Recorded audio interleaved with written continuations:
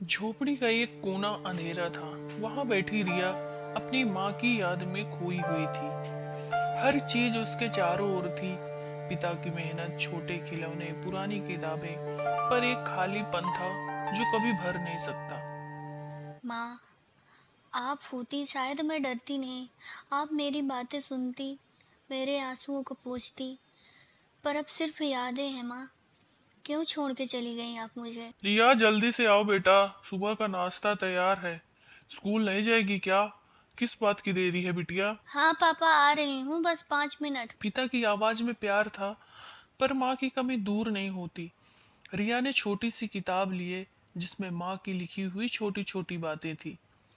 जीवन में मजबूत रहो, हर कठिनाई में मुस्कुराना मत भूलना। माँ, आपकी बातें मेरी ताकत हैं। अमरजीत हर रोज खेत में मेहनत करता और अपने खर्च से पैसे जोड़ता ताकि बेटी की शादी में उसकी मेहनत रंग लाए। पुराने गहने, कुछ बचत और खेत की पैदावार से वह छोटी छोटी बचत करता।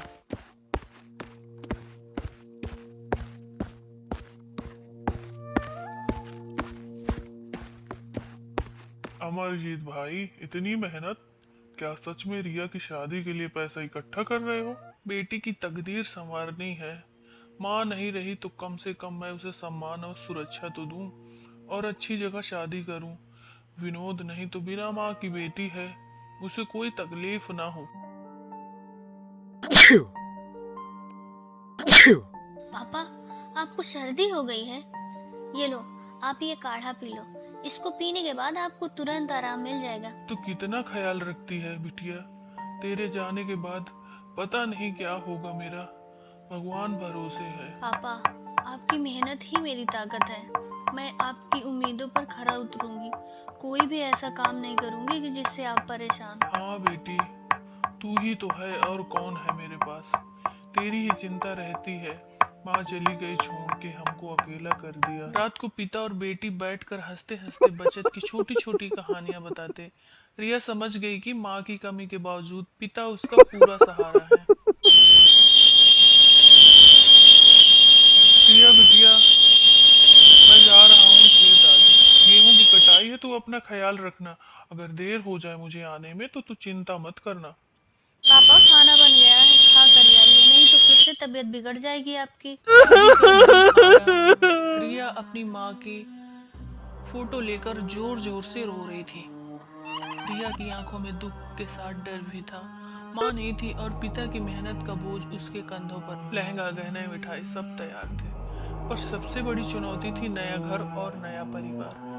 माँ, अगर आप होती तो मुझे डर नहीं लगता, पर मैं खुद ही संभाल लूंगी।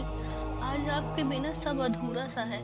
चाह कर भी मैं खुश नहीं हो पा रही हूँ माँ। बेटा, खुश रहना। याद रखना, वह घर तुम्हारा है और प्यार वही घर देगा जो माँ की कमी दूर करे। तू बिल्कुल चिंता मत करना, ठीक है?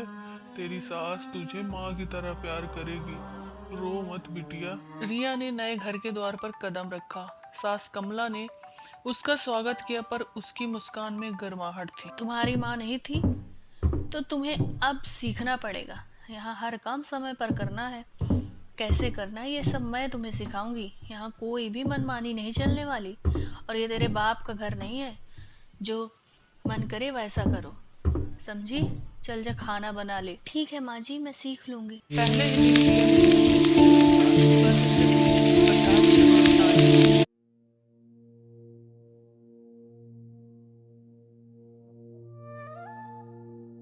ये लीजिए माँ जी खाना। रोटियां ठीक से बनाई नहीं, कैसी कच्ची रोटी बनाई है। तुम्हारी माँ तुम्हें क्या सिखा के गई थी? तुमको रोटी तक ठीक से नहीं बनानी आती। क्या उम्मीद रखूं मैं तुमसे? जब तुमको खाना बनाना आता ही नहीं था तो क्यों कर दी तुम्हारे बाप ने शादी? मैं कोशिश करूंगी माँ जी कि मुझे आप इस तरह डांट क्यों रही हैं? क्या यही तरीका है आपका? और मुझे जो कहना है कह लो, लेकिन मेरे माँ बाप को कुछ मत बोलिए। रवि पति ने देखा कि रिया परेशान है। उसने कदम बढ़ाया और अपनी माँ को समझाने की पूरी कोशिश की। माँ, थोड़ी नरमी भी दिखाइए। रिया नई है, उसे समझने का मौका दीजिए। आपका ये तरीका है बात करने का? उसे अभी 4 दिन भी नहीं हुआ है और उसको ताने मार रही है। ठीक है, पर उसे कहो जल्दी सीखे, वरना यहाँ सब मुश्किल हो जाएगा। ऐसे तो काम चलने वाला नहीं है ना। और तुमको तो बहुत अच्छे से पता है, रवि बेटा कि मुझे सारी चीजें अपने टाइम से अच्छी लगती हैं। रवि ने धीरे धीरे रिया को समझाया कि कठिनाई असली जीवन का हिस्सा है। रिया, माँ की बातों को बुरा मत मानना। उनका स्वभाव बहुत अच्छा है, पर वो थोड़ा ऊंची आवाज में बात करती हैं, लेकिन वो तुम्हें अपनी बेटी की तरह प्यार करती हैं। धन्यवाद। आपका प्यार मेरे लिए माँ जैसा ही है। देखो, सब मिलकर चीजें आसान कर सकते हैं। माँ की याद तुम्हें ताकत देगी और मैं तुम्हारे साथ हूँ। धीरे धीरे रिया ने अपनी जिम्मेदारी हासिल हुई। उसने सास की बातें भी ध्यान से सुनी और समझा कि कमला देवी के अंदर भी प्यार है, बस व्यक्त नहीं होता। एक दिन रिया के पिता का फोन आया। और कैसी है? सब ठीक है? तेरी माँ की हंसी तेरी हर खुशी में जिंदा है। हमेशा मजबूत रहना बिटिया। हाँ पापा, मैं ठीक हूँ। और आप कैसे हैं? तबीयत तो सही है ना आपकी? मैंने गलत किया, शायद मुझे समझना चाहिए था। माँ की कमी थी, पर उसकी मेहनत और प्यार ने सब कुछ बदल दिया। धन्यवाद माँ जी। आपकी सीख और प्यार ही मेरे लिए माँ की जगह है।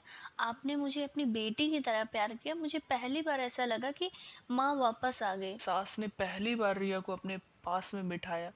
रिया ने महसूस किया कि माँ की कमी के बावजूद वह अब परिवार के प्यार में खुश थी। अगली सुबह रिया ने अपने कमरे में बैठी, आंखों में आंसू और हल्की मुस्कान थी। पिता की मेहनत, पति का प्यार, सबकी ममता, सब ने उसे वही माँ दी जो कहीं खो गई थी। माँ, आपकी कमी हमेशा रहेगी, पर अब मुझे पता है कि प्यार सिर्फ माँ ही नहीं, लोगों के दिल में भी होता है। मैं हमेशा मजबूत रहूंगी माँ।